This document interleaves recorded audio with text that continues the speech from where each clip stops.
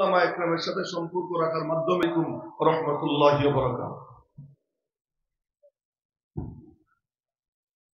আলহামদুলিল্লাহ, অত্যন্ত গুরুত্বপূর্ণ আলোচনা শুনছিলাম। ইতিমধ্যে আমাদের মাঝে উপস্থিত হয়েছেন আজকের অন্যতম মেহমান, হাজার হাজার আলেমের উস্তাদ, আকবর কমপ্লেক্স মিরপুর ঢাকার সম্মানিত মহাপরিচালক বরেণ্য আলিমুদ্দিন হযরতুল আল্লামা মুফতি দেলোয়ার হোসেন দামাত বরকাতুহু। এই পর্যায়ে হযরত আলোচনা পেশ করবেন। আলোচনা পেশ করছেন বরেণ্য আলিমুদ্দিন ওস্তাদুল আসাদিজা আল্লামা মুফতি দেলোয়ার হোসেন দামাত বরকাতুহু। প্রতিষ্ঠানের উদ্যোগে আজকের এই মহাসমাবেশ, এই ধরনের প্রতিষ্ঠানগুলো কি করবে এ সম্পর্কে কয়েকটি কথা তুলে ধরার ইচ্ছা নেই। এক টুকরা আয়াতে কারিমা তেলাওয়াত করা হয়েছে। কথাগুলো হলো, আমরা যা কিছু দেখি সব কিছুর রূপ আছে, যদিও দেখি নির্জীব কিংবা জড় পদার্থ, রূপবিহীন কোন মাখলুক নেই। সকল মাখলুক জিন্দা। কি দলিল, কি প্রমাণ? আল্লাহ রাব্বুল আলামিন বলেন, ওয়া ইন মিন শাইইন ইল্লা ইউসাব্বিহু বিহামদিহি ওয়ালাকিন লা তাফকাহুনা তাসবিহাহুম।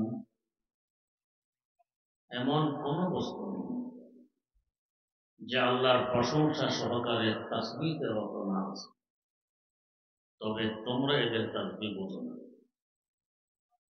দুর্বলতা আমাদের তাসবিহ ওরা পড়ে না। বুঝদার পক্ষে তো তাসবিহ পড়া সম্ভব নয়। তেমনিভাবে আল্লাহ পাক আরেক আয়াতে বলেন, ইউসাব্বিহু লাহু মা ফিস সামাওয়াতি ওয়া মা ফিল আরদ। আকাশসমূহে এবং জমিনে যা কিছু আছে সব কিছু তাসবিহের। বোঝা গেছে? যেমন ধরুন মাটি, আমরা মনে করি রু নেই, দেখে না, শোনে না, বোঝে না। যদি তাই হয়, আজ থেকে প্রায় 1450 বছর আগে ইরাকে একটি যুদ্ধ সংগঠিত হয়েছিল, নাম জঙ্গে জামাল। এই যুদ্ধে শাহাদত বরণকারী দুজন সাহাবী লেখা আছে, গভীর রাত জায়নামাজ কাঁধে বাড়ি থেকে দ্রুত বেরিয়ে আসেন। দেখা গেল সোজা পুকুরের ঘাটে এসে পানির উপর দিয়ে হাঁটতে হাঁটতে পুকুরের মধ্যখানে গিয়ে জায়নামাজ বিছিয়ে আল্লাহু আকবার বলে নামাজে নিয়ে নামলেন। ডুবতেছেন। পানির তো বৈশিষ্ট্য, ওজনে কিছু পেলে ডুবিয়ে ফেলা, তাকে ডুবায় না কেন? পানিও চিনে উনিকে। ডুবানো তো পরের কথা, তার সংরক্ষণ আমার দায়িত্ব। এখানে একটি প্রাসঙ্গিক কথা, তিনি চাইলে তাহাজ্জুদ গড়ও করতে পারতেন, চাইলে মসজিদে করতে পারতেন, পানিতে আসলেন কেন? যদি বুজুর্গি প্রকাশ উদ্দেশ্য হতো, দিনের বেলায় তো আসতে পারতেন, এসেছেন তো রাতের অন্ধকার। এর রহস্য আল্লাহ ভালো জানেন, আমাদের যতটুকু বুঝে আসে। হাকিমুল ইসলাম আল্লামা কারি তৈয়ব সাহেব রহমতুল্লাহ আলাইহি লেখেন, কখনো দেখবে পানি কল কল শব্দ করে চলে, আবার কখনো নীরব নিস্তব্ধ দাঁড়িয়ে থাকে। যখন দেখবে কলকল শব্দ করে চলে, তখন বুঝবে সে জিক্রে জলি তথা জোরে জোরে জিকির করতে করতে চলছে। যখন দেখবে নীরব নিস্তব্ধ, তখন বুঝবে জিক্রে খফি তথা আস্তে আস্তে জিকির করতেছে। সে সবসময় জিকিরের মধ্যে। জিকিরওয়ালার কাছে গেলে কলবে জিকির জারি হয়। 2 নম্বর রহস্য, পানি হলো নরম, এত নরম যে পেটে ঢুকানোর জন্য চিবানোর প্রয়োজন পড়ে না, গিললেই পেটে ঢুকে। নরমের কাছে গেলে কলব নরম হয়, শক্তের কাছে থাকলে কলব শক্ত হয়। আগের যুগে একজন মানুষ মারা গেলে পুরা গ্রামে শোকের ছায়া নেমে আসত। এখন চোখের সামনে কত মানুষ মারা যাচ্ছে, অনুভূতিতেও আসে না। আগে মানুষ কাঁচা ঘরে থাকতো, নরম ঘরে থাকতো, অন্তর নরম ছিল। এখন পাকা ঘরে থাকে, শক্ত ঘরে থাকে, অন্তর শক্ত হয়ে গেছে। তো পানি নরম, নরমের কাছে গেলে কলব নরম হয়। নরম কলবে সহজে আমার আল্লাহ পাক ধোঁয়া দেন। যেহেতু তিনি নরম, তার রাসূল সাল্লাল্লাহু আলাইহি ওয়াসাল্লাম, তাই আল্লাহর এক ওলি বলেছিলেন, আয় রব তো কারীমি ও রাসূল তো কারীমি,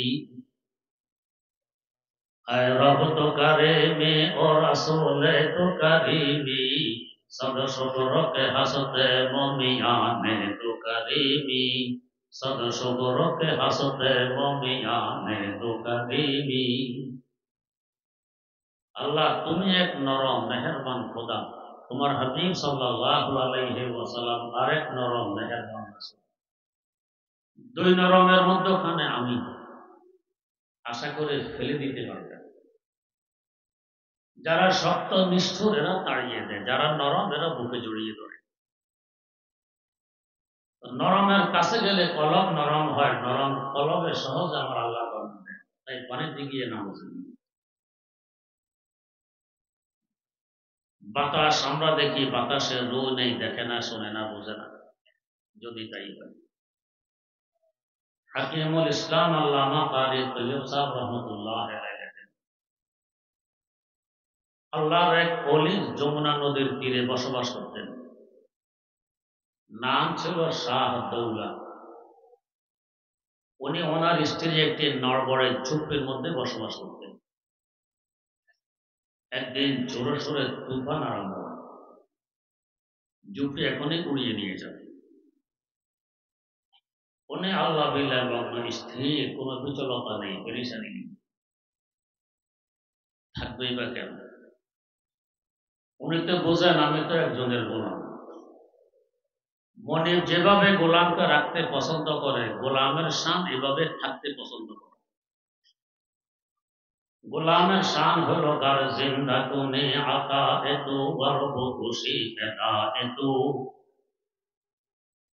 গার জিন্দা কুনে আকা এতু গর্ব খুশি পেদা এতু, ও দিল শুদা মুবতালা এতু হারচে কুনি রেজা এতু।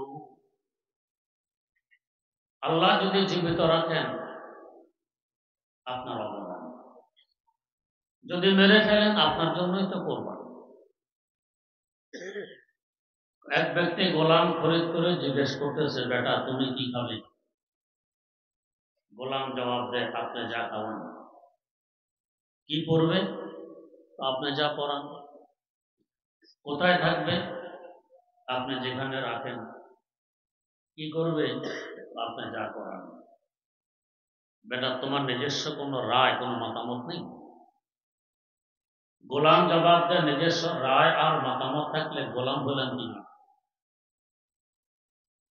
অথচ ক্রয় সূত্রে গোলাম। আমরা তো সৃষ্টি সূত্রে আল্লাহ পাকের গোলাম। যেভাবে রাখেন এভাবে আমার থাকা লাগবে, নিজস্ব কোনো মতামত এখানে নেই। আমার শেখ ও মুর্শিদ শেখুল ইসলাম আল্লামা তাকি উসমানী দামাত বারাকাতুহুর মুখে শুনেছি, হযরত মারুফ কারখী রাহিমাহুল্লাহু তাআলাকে জিজ্ঞেস করা হলো, কেমন আছেন? জবাব দিলেন, যার মত অনুযায়ী পুরা কায়নাত গোটা সৃষ্টি জগৎ চলে, তার সুখ শান্তির কোন ইয়ত্তা আছে? তাকে জিজ্ঞেস করতেছো কেমন আছে। এত বড় কথা তো নবীদের পক্ষ বলা সম্ভব নয়। আপনার মত অনুযায়ী সৃষ্টি জগৎ চলে? কয় হ, এটা কি করে সম্ভব? বললেন যে আমি আমার মতকে আমার আল্লাহর মতের আনুগত্যশীল বানায় রেখে দিয়েছি। আমার আল্লাহর যে মত আমারও সেই মত। আমার আল্লাহর মতেই তো সৃষ্টি জগৎ চলে, অতএব আমার মতে তো সুখ শান্তির কোনো ইয়ত্তা নেই। হযরত শাহ দৌলত আল্লাহ বিল্লাহ মগ্ন, বাইরে তুফান নাকি এই নিয়ে কোনো চিন্তা ফিকির নেই। স্ত্রী বারবার এসে বিরক্ত করে, আরে মাথা গোজার ঠাই একটু মাত্র ঝুঁকি, বাতাসে ফেলে দিচ্ছে, আপনি চুপচাপ কি করবো, বাঁশ বাঁশ নিয়ে একটু ঠেকা ঠোকা দেন। স্ত্রীর যন্ত্রণায় বাঁশ নিয়ে বেরিয়ে যেদিক থেকে তুফান ঠেলতেছিল সেদিক থেকে বাঁশ লাগিয়ে উনিও ঠেলা আরম্ভ হয়েছে। তুফানও ঠেলে, উনিও ঠেলে। এই অবস্থা থেকে স্ত্রী বললেন, আরে আপনার বুদ্ধি শুদ্ধি কোথায় পেতে নিয়ে গেছে?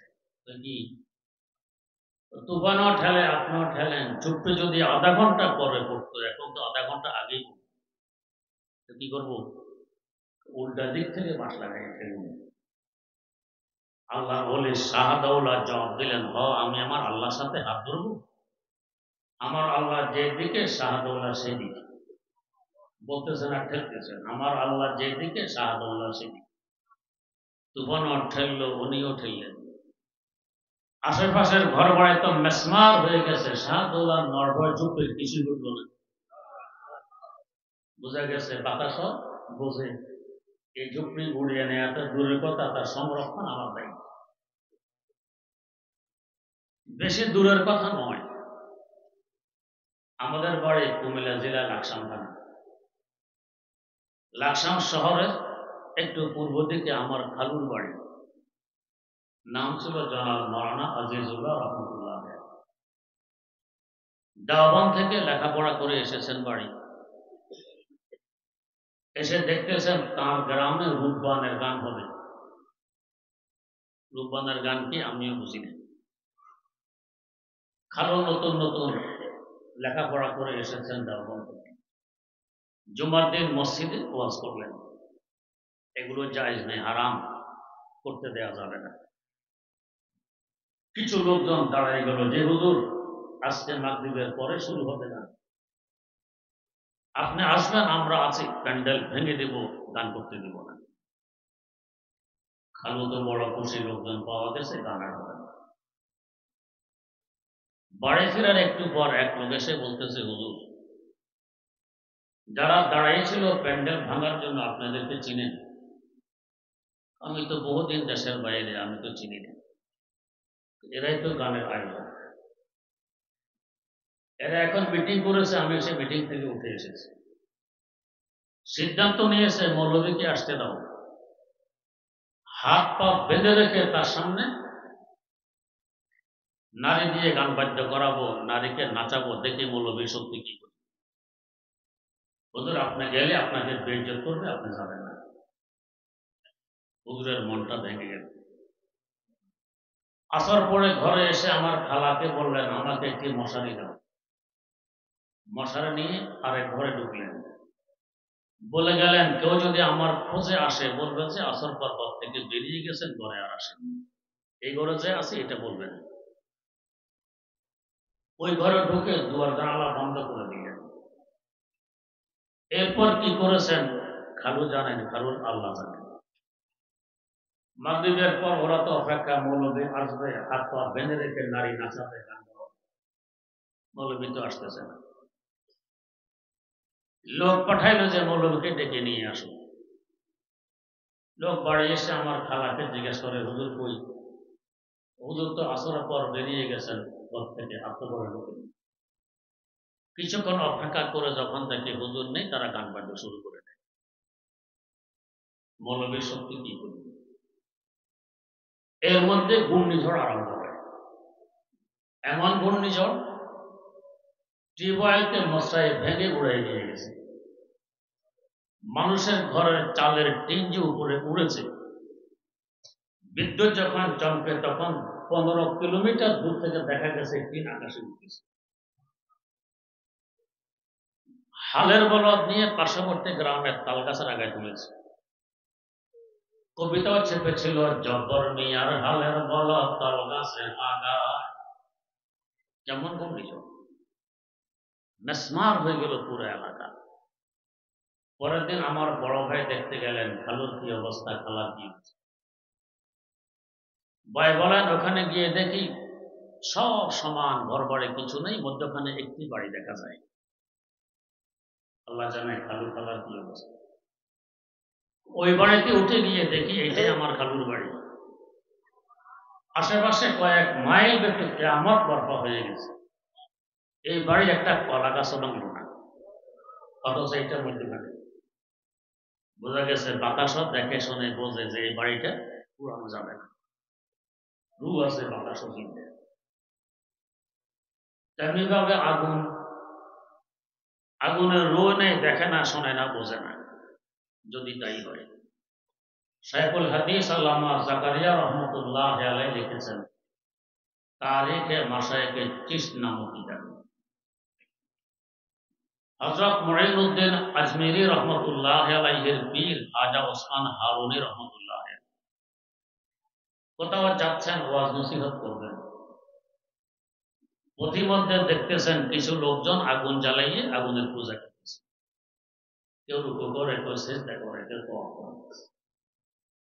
বুঝাইলেন ভাইয়েরা, আগুন উপাস্য না, উপাস্য আগুনের সৃষ্টিকর্তা।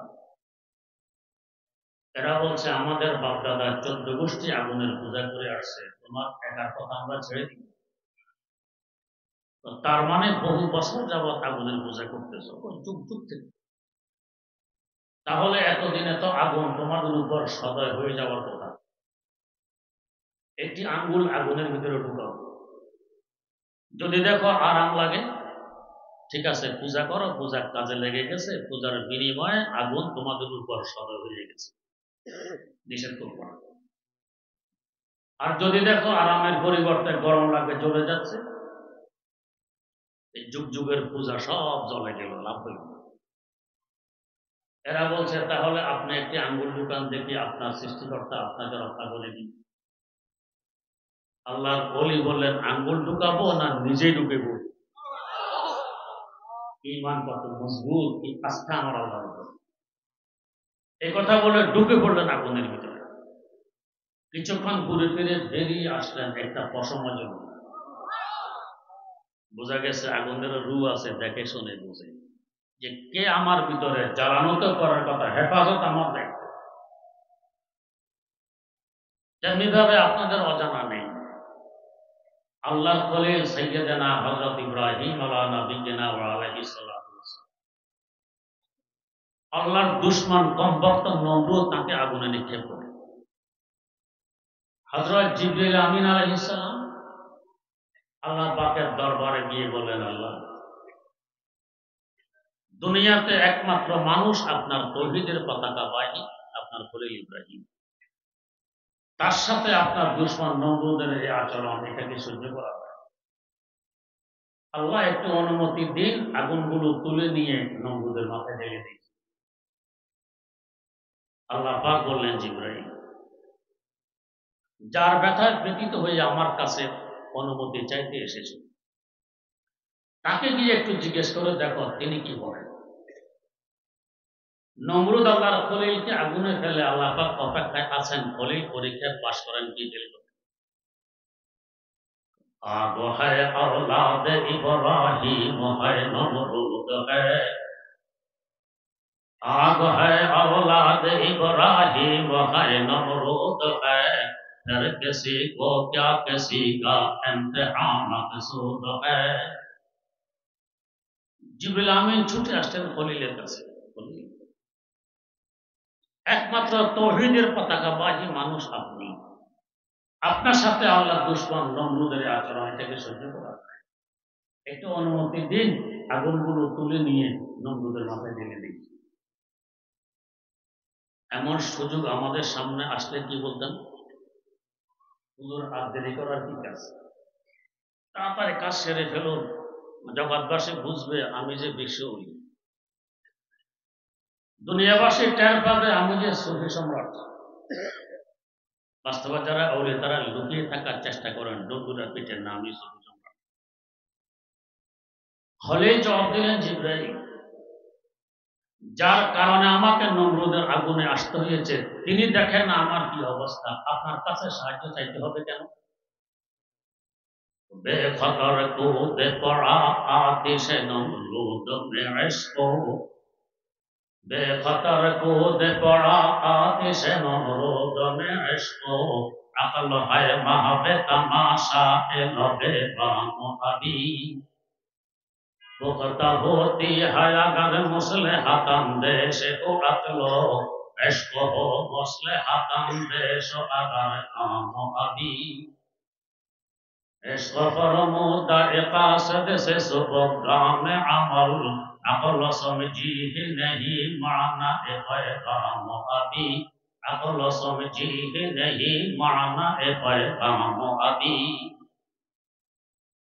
इश्क मोहब्बत और प्रेम প্রীতিওয়ালা যে কাজ যে কথা এখন বুঝে ফেলে যুক্তির গোলামরা 100 বছর পর এটা বুঝতে পারে। খলিল পরীক্ষা পাশ করে গেলেন, হুকুম চলে আসলো, ইয়া নারু কুনি বারদান ওয়া সালামান আলা ইব্রাহিম, ও আগুন তুই ঠান্ডা হয়ে যা, তবে এত ঠান্ডা নয় যে আমার শরীরের কষ্ট হবে, আরামদায়ক ঠান্ডা। সাধারণ তাফসীর গ্রন্থে তো এই কথাই লেখে, নমরুদের আগুনকে সম্বোধন করে আল্লাহ পাক বলেন, ও নমরুদের আগুন তুই ঠান্ডা হয়ে যা। শাইখ আকবর ইবনুল আরবি রাহমাতুল্লাহ আলাইহি একজন ব্যতিক্রম ধর্মী আল্লাহ বলেছিলেন। তার রচিত একটি তাফসীর গ্রন্থ আছে দারুল উলুম করাচির কুতুবখানায় আমি পড়েছি। এই আয়াতের তাফসীরে তিনি বলেন, নমরুদের আগুনকে কেন বলতে হবে ও আগুন তো ঠান্ডা হয়ে যায়? আগুনের চোখ নেই, সে দেখে না তার ভিতরে কে? তাহলে কোন আগুনকে সম্বোধন করে আল্লাহ পাক বললেন ও আগুন তুই ঠান্ডা হয়ে যায়? এর রহস্য হলো, আশিক যখন নির্জনে যায়, প্রেমিক যখন নির্জনে যায়, তখন তার রগ রেশায় মন মানসিকতায় প্রেমাস্পদ ছাড়া আর কিছু থাকে না। আল্লাহর খলিল নমরুদের আগুনের ভিতরে যেমন নির্জন, আপনি অন্ধকার থেকে অন্ধকার কুঠুরিত যদি ঢুকুন, মশা মাছি হইলেও তো আছে, একেবারে নির্জন হয় না। আগুনের ভিতরে পোকা মাকড় নেই, মশা মাছি নেই, কিছু নেই, একমাত্র আছে খলিল, আছে খলিলের আল্লাহ। তার মন মানসিকতা রগ রেশায় তখন আমার আল্লাহ ছাড়া আর কিছু আছে? এই সময় কি তিনি আগুনের ভিতরে না কিসের ভিতরে খবর থাকার কথা? এই মুহূর্তে তার ইশকের আগুন, প্রেমের আগুন এমন ভাবে দাউদা করে জ্বলে উঠেছে, আল্লাহ পাক তার প্রেমের আগুনকে লক্ষ্য করে বললেন, ও আমার খলিলের প্রেমের আগুন একটু ঠান্ডা হয়ে যায়। তার প্রেমের আগুনকে ওই দিন আদেশ দিয়ে লাগাম না লাগাইলে তার প্রেমের আগুনে পুরা জগৎবাসীকে প্রেমিক বানাইয়ে জ্বালিয়ে পুড়িয়ে বর্ষ বানাই